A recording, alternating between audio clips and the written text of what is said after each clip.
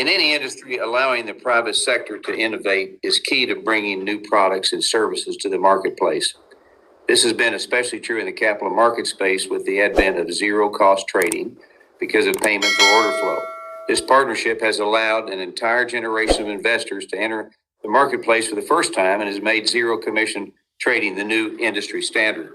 And in the past, you've been recognized how payment for order flow has created a significantly lower cost environment for retail traders to place trades. There are studies that have shown this proactive has resulted in a price improvement of over $3.7 billion last year alone for retail investors. Despite these benefits, the SEC is still contemplating a complete ban on this practice and even expanding the definition to include rebates being offered by the exchanges.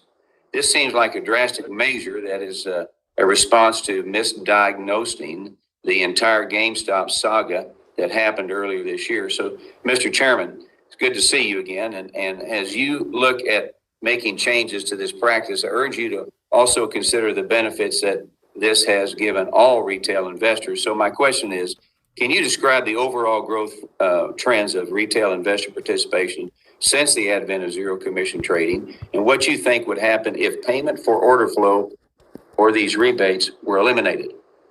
I thank you for that. And retail investing has increased. It's increased probably for multiple reasons, but zero commission and frankly, just even the facility, the ability to trade on a mobile phone with ease has facilitated it as well, regardless of the price. There are a number of brokers that offer zero commission and do not do payment for order flow.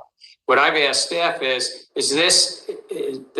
these payment for order flows and yes, rebates on the platforms, the stock exchanges and the like, is this the best to promote competition and efficiency? Is it the best to promote best execution?